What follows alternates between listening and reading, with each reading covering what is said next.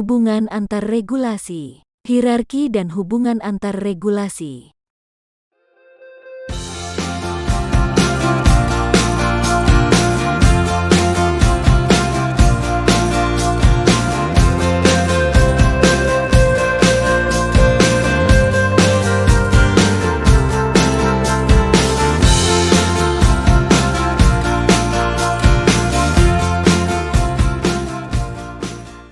Dalam hierarki hukum, konstitusi merupakan hukum yang paling tinggi dan fundamental sifatnya sehingga peraturan-peraturan di bawahnya tidak boleh bertentangan dengan Undang-Undang Dasar. Hal ini sesuai Undang-Undang Nomor 12 Tahun 2011 tentang pembentukan peraturan perundang-undangan. Pasal 7 Undang-Undang Nomor 12 Tahun 2011 tentang pembentukan peraturan perundang-undangan menyebutkan bahwa 1. Jenis dan hierarki peraturan perundang-undangan terdiri atas A. Undang-Undang Dasar Negara Republik Indonesia tahun 1945 B. Ketetapan Majelis Permusyawaratan Rakyat C. Undang-undang atau peraturan pemerintah pengganti undang-undang D. Peraturan pemerintah E. Peraturan Presiden F. Peraturan daerah provinsi G. Peraturan daerah kabupaten atau kota. Dari uraian di atas, tampak jelas bahwa aturan perundang-undangan memiliki hierarki.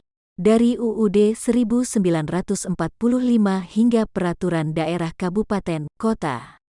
Peraturan-peraturan itu dalam istilah formal disebut regulasi, yaitu seperangkat peraturan untuk mengendalikan suatu tatanan yang dibuat supaya bebas dari pelanggaran dan dipatuhi semua anggotanya.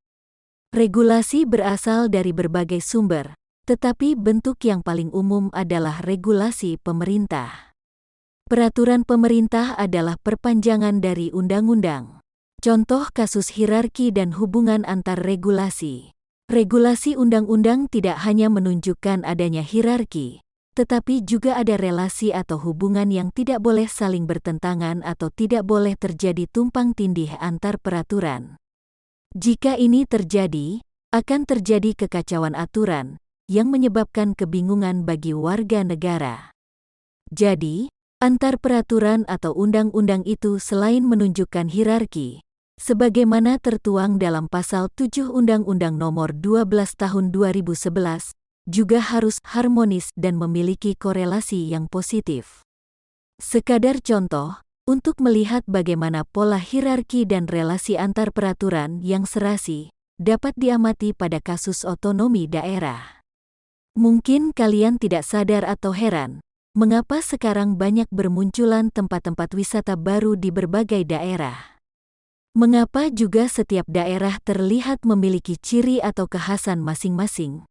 Ini semua terjadi setelah pemerintah menerapkan Undang-Undang Nomor 12 Tahun 2011 tentang pemerintahan daerah. Pemerintah daerah, sejak saat itu hingga kini, diberi kewenangan untuk mengatur dan mengembangkan potensi daerah masing-masing, tetapi harus tetap memperhatikan agar tidak melampaui kewenangan bidang lain. Berikut ini kewenangan pemerintah daerah, sebagaimana diatur dalam Undang-Undang Nomor 22 Tahun 1999 tentang Pemerintahan Daerah.